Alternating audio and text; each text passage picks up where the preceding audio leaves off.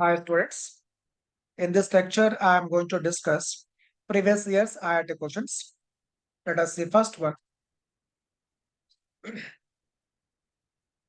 A uniform constant magnetic field is directed at an angle of 45 degree to the x-axis in xy plane.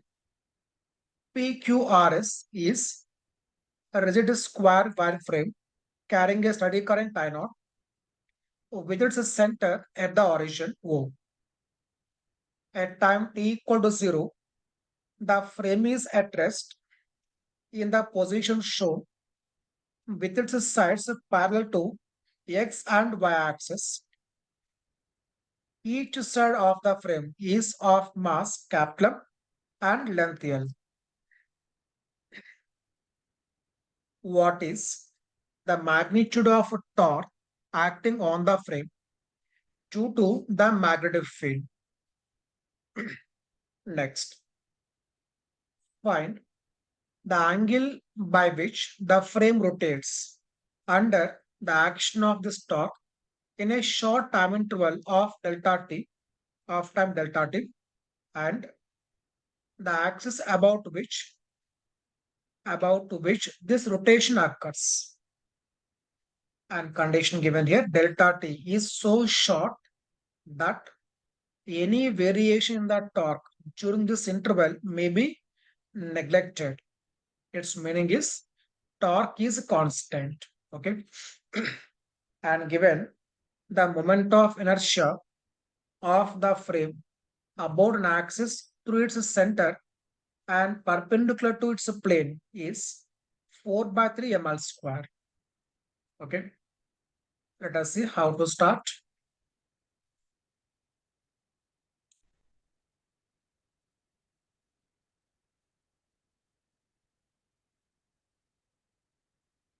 Right. First of all, see the diagram given.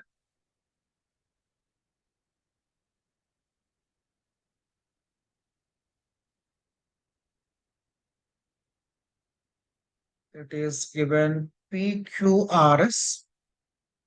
It is a wide frame. And we can see it is an XY plane.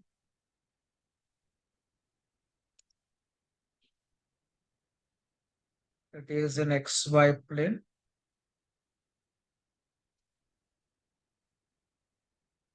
So this is X. And this is Y. And origin is O. So given PQ PQRS. So it is given a uniform constant field is directed angle given 45 to the x-axis. So you can see angle. That means I can write here in vector form. In vector form, so what is that value given? It is given B, right? That means I can write B bar equal to B bar equal to modulus values B. Given direction is now makes angle 45 to the x-axis, right? That means we can write it is I cos 45 plus J cos 45. Okay. It is now vector. That means it is now B by root 2 into I cap plus J cap. So here I have written now B bar in terms of vectors. Okay. It is given angle 45 to x-axis in xy plane. So field is confined to xy plane. So B by root 2 into I cap plus J cap. Right. And condition given, each side of the frame is of mass M, length L. Right. First of all, see what we have to calculate. What is the magnitude of torque acting on the frame due to the magnetic field? due to the magnetic field. See, what is the current given here? A steady current flows. Okay. Coming to the direction part not mentioned. So we can take any direction. Wait, let me cross check once direction of current. A rigid wire frame carrying steady current I naught. Steady current I naught.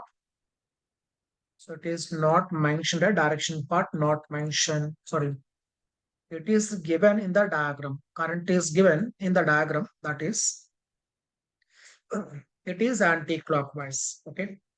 So now we can say, coming to torque,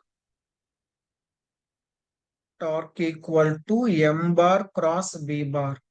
We have learned that a current carrying loop acts as a magnet. Okay. So M bar is now magnetic dipole moment. So here M bar is given by I into N into A bar. Okay. So here you can see direction of current. It is given anti-clockwise. So take your right hand, curl fingers anti-clockwise. Then thumb will be towards us. So thumb towards us means it is normal to plane of the board and outwards. That means direction of M bar is K cap. Okay. And its value current is given I naught. Okay. It is I naught. Current I naught. Number of turns 1. Area. It is now given square wireframe. So area is now L square. Direction is now K cap. Okay. So now substitute this value here. Then see what we get torque. M bar equal to I naught into L square. It is a K cap cross in the place of B bar. It is B by root 2. B by root 2 into I cap plus J cap. Right. Now simplify this. I naught L square B by root 2. I am taking outside. Remaining is now I cap cross J cap. Sorry, I cap, sorry, K cap cross I cap. K cap cross I cap means it is J cap. Next, K cap cross J cap. So K cap cross J cap means it is minus I cap. Right? That is now torque. So it's the first part. He is asking here what is magnitude of torque. If you want magnitude, then see what is here magnitude. So we've got in vector form. He is asking here magnitude. So magnitude is given by I naught L square B naught by root 2. Magnitude of this vector. Okay. Square root of 1 square plus 1 square. This becomes now root 2, right? That means its modulus value. Modulus of that torque is equal to I naught L square into B. Okay, that is modulus value. Right? Okay. See next one in that. See next what we have to calculate. Find the angle made by which the frame rotates under the action of this torque in a short time interval of time delta t. And you can see there delta t is so short that any variation in the torque during this interval may be neglected. Okay, that means we have to take torque is a constant. In such a case, by what angle it rotates, that is given by theta equal to, since initially omega equal to 0, it is equal to half alpha t square. Here t is now delta t. right? So now we have to focus what is alpha value, right? So coming to alpha value, see what we can write here. So we got here torque, right? So torque is known. And we have to focus first of all to find alpha value. It is a tau upon I. Modulus of torque, it is known. We require I value. And see I value about which axis. So now you should be very careful here. Rotation, or you can say torque is about which axis. So now coming to here, direction part, you can say j cap minus I cap by root 2, right? This is now unit vector j cap minus I cap by root 2. J cap, it is positive. This is minus I cap, negative. That means the rotation will be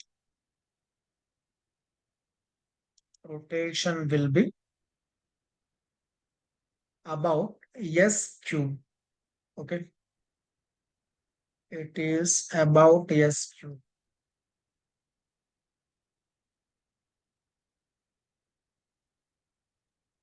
Rotation is about this axis. Now question comes, is rotation like this or rotation like this, right? So when we are saying axis is now SQ or QS, how to take rotation? Is it rotation like this or rotation like this? Okay, then see what we can do here. It is M bar cross B bar, right? So take your right hand. So keep fingers along M bar. Direction of M bar, it is a K cap. Okay, that means place normal to this. Okay, now curl fingers towards B bar. Okay, that means now curling fingers. Thumb will be. Now fingers will curl. They will curl now like this. We can see that. So taking right hand, curl fingers. Placing fingers along K cap because direction of M bar is K cap. So keeping normal to this plane or fingers of right hand. Curl towards a field. Field is now like this. Okay. Field is like this. So curling fingers towards a field. Then it will be like this. This is now rotation. So we have to get now I value about this axis. Okay. And we are knowing that it is given moment of inertia about an axis passing through and normal to this frame, right? And that value is given as that value I am taking it as I naught, that is given as 4 by 3 ml square, right? And we want about SQ. Then see by using perpendicular axis theorem, ISQ plus IPR, that is equal to I naught. Okay. And we can see this axis QS and PR both are now symmetric, right? That means about these two axes, I value will be same. Therefore, from that we can say I value about S cube. It is equal to I naught by 2. That is 2 by 3 ml square. So now see what is alpha value. So torque modulus value I naught L square B upon it is 2 by 3 ml square, right?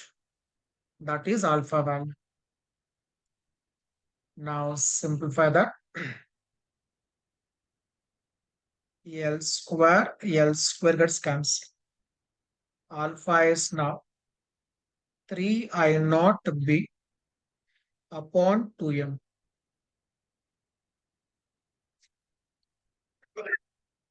Right? So we got now alpha value. Check it once. 3 I naught B upon 2m. Now we can substitute this alpha value in this one. Then we get theta value. right? See what else we have to calculate in this one. I think it is over. That's enough. So we got A and we got B, right? Let us see the next problem. Good. So 34th one. An electron in the ground state of hydrogen atom is revolving in anti-clockwise direction in a circular orbit of radius r. Obtain an expression for the orbital magnetic moment of the electron. And next one, the atom is placed in a uniform magnetic induction such that the normal to the plane of electron's orbit makes an angle of 30 degree with the magnetic induction. Find the torque experienced by the orbiting electron, right? Let us see.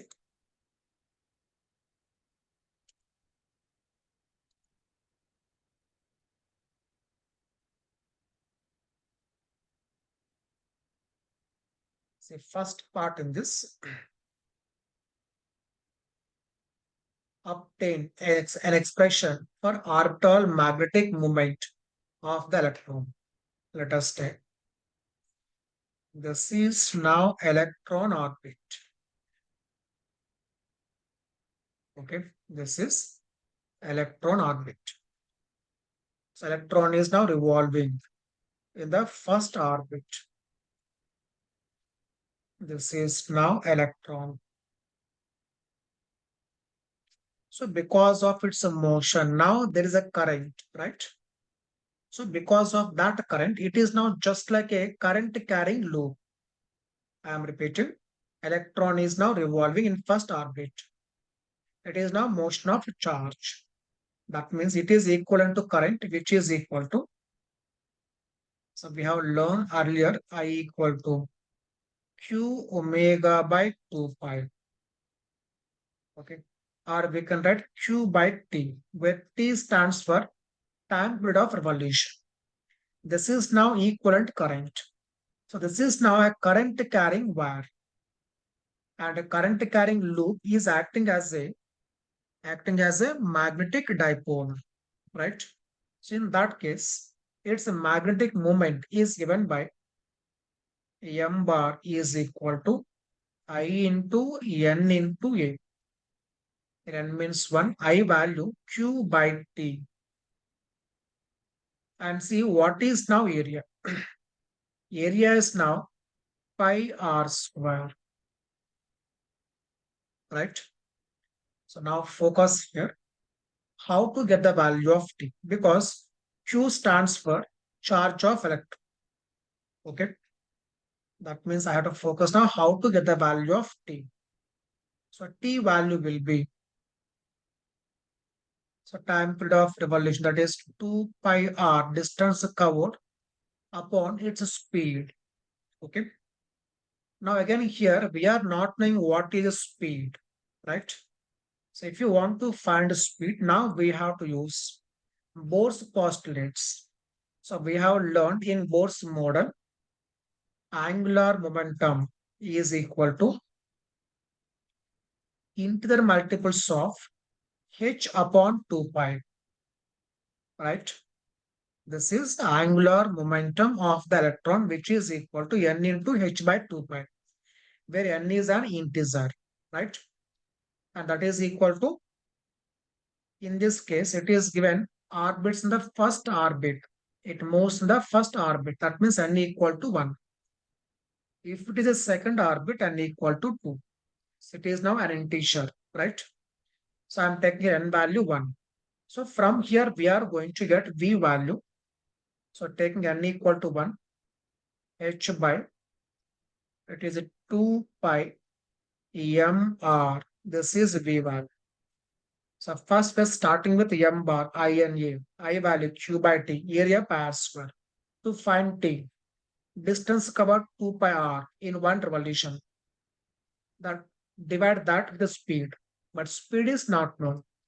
Now getting that speed from Bohr's postulates, angular momentum equal to n into h by 2 pi. N is now 1, first orbit. Now take this value in this one. Then see what we get.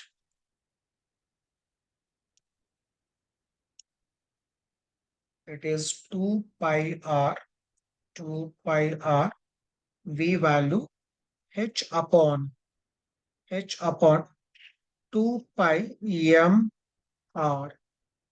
Now substitute this value in this one.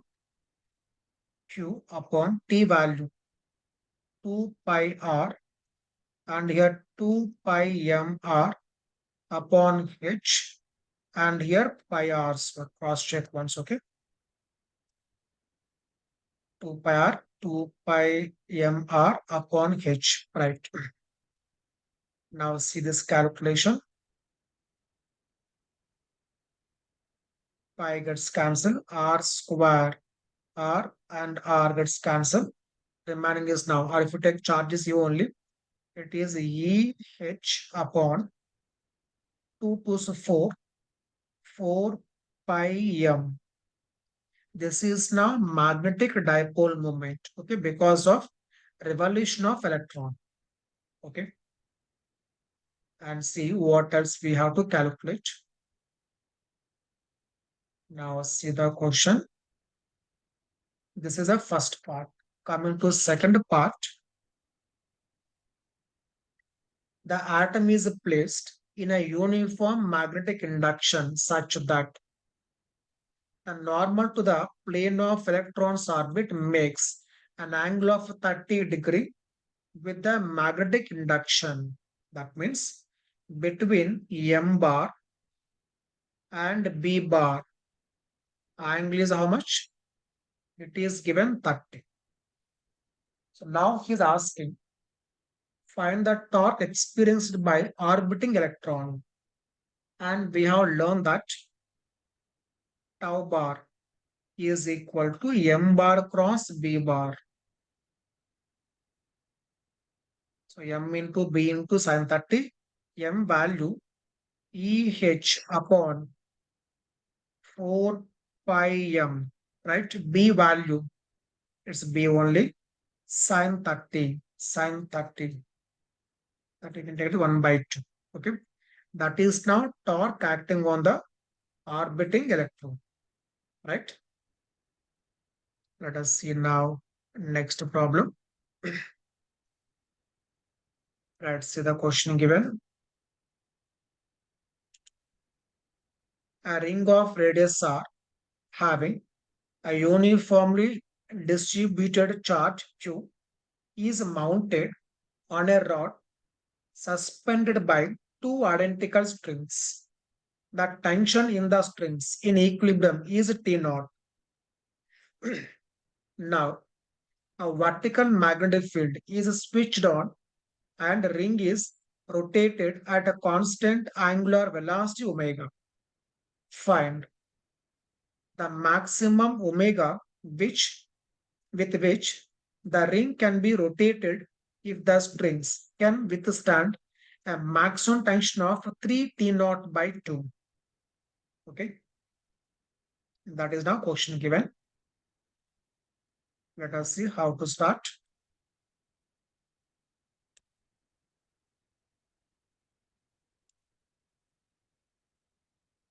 So first of all, make the given diagram.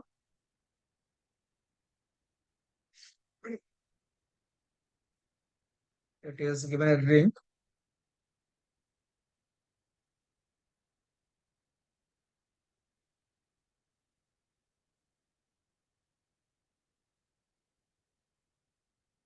So having two strings.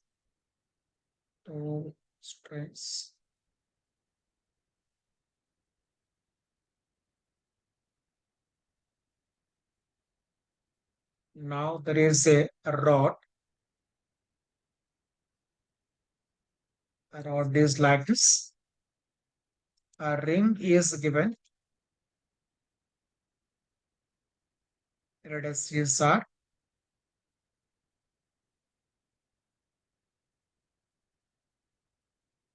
This is now rotating like this. Given it is now omega naught, field is now, it is given like this. This is now B.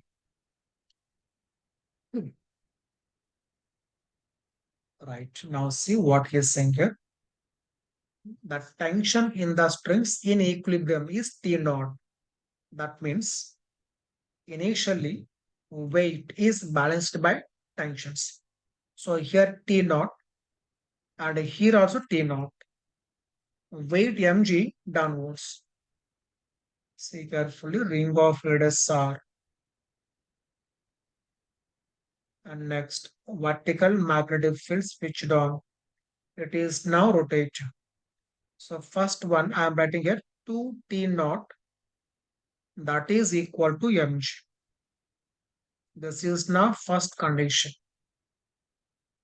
This is when there is no magnetic field. Now vertical magnetic field is switched on and ring is now rotated at a constant angular velocity omega, right? Then see what happens. First of all, distribution of charge uniform. When this is now rotated, it is equivalent to current. I am repeating, distribution of charge on the ring uniform. Now ring is rotating. This is equivalent to flow of a charge. This is equivalent to current. Okay. That means now this is acting as a magnetic dipole, right? And for this we can see according to this omega direction, just curl fingers along this one. We can say thumb will be, I'm showing here, suppose this is X and this is Y. According to this axis, B bar is along by axis, B bar. And if you curl fingers along this direction of omega, if you curl fingers, thumb will be along positive x-axis. Thumb is along positive x-axis, right? Then see what is torque. Torque will be m bar cross b bar. M is now I into A, right? And I value. See I value how much we get. Just now we have seen because of current flow, I equal to Q omega upon 2 pi, right? For us directly given charge is Q and this is omega given. So I'm writing here Q omega naught upon 2 pi. That is the current. M bar equal to I into N into A value pi r square. Direction of M bar. Direction of M bar is now, it is I cap. Okay. It is I cap cross B bar. B bar is now, it is B into J cap. Okay. B into J cap. Then see what happens. This value will be, so Q omega naught pi gets cancelled. Q omega naught B r square upon 2. Direction I cap cross J cap, it is a K cap. Okay.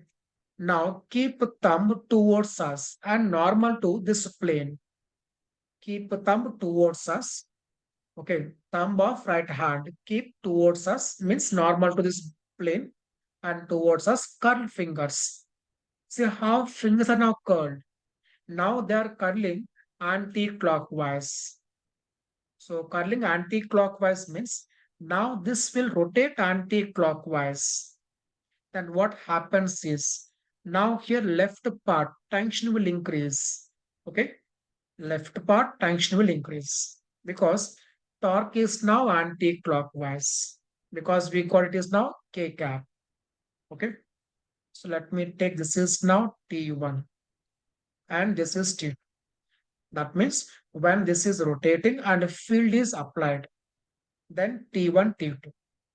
Again, I am writing condition here.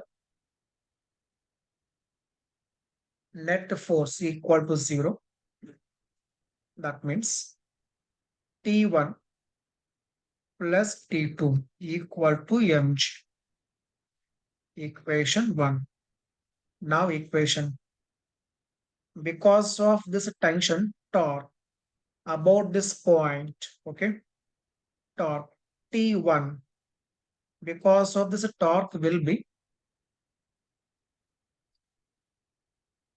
so torque will be, see what we get, T1, this separation given as D, the separation given as D,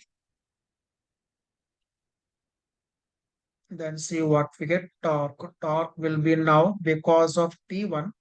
If you exert force in this way about this axis, torque will be now, it is clockwise. And because of T2, torque will be anti-clockwise, right? Then T1 into D by 2 minus T2 into D by 2. This is now net torque, right? And this net torque is equal to, this net torque is equal to this M bar cross B bar. See the question once. So coming to the question.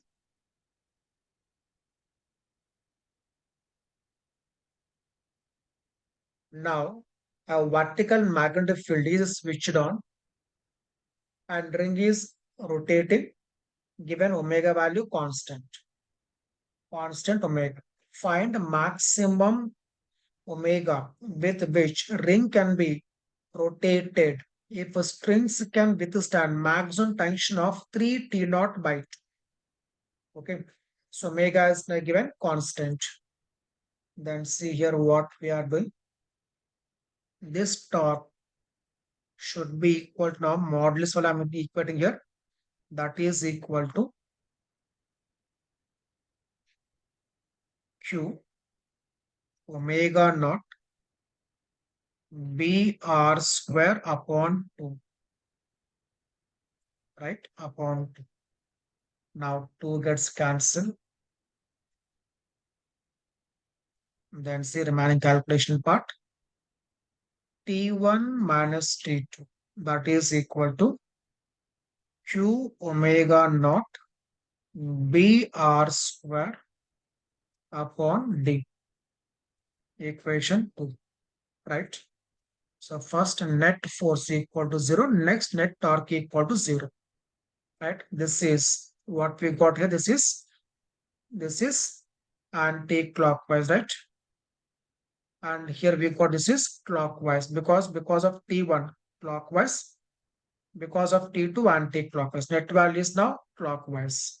Clockwise, anti-clockwise. Both have same modulus values, right? So net value is 0. Right, now take 1 plus 2, sum of these two.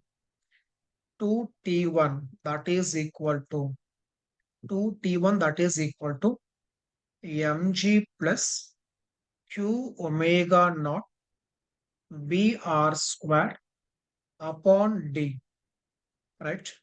So from this T1 equal to mg by 2 plus q omega naught br square upon 2d. This is now maximum tension. And this value should not cross 3 T naught by 2. And we can see T naught mg by 2. This is T naught. This is 3 T naught by 2. 3 T naught by 2 is equal to T naught plus this value. Then from here 3 T naught by 2 minus T naught. That is, see how much we get, 3 by 2 minus 1. It is 1 by 2. Right? So T naught by 2 equal to T naught by 2. So 3 by 2 minus 1, it is 1 by 2. That is equal to Q omega naught B R square upon 2D. Okay. Now 2 gets cancelled. So now we can find the maximum value of omega, right? It is T naught into D upon Q B R square. Okay. That is the final answer. So I hope you got clarity.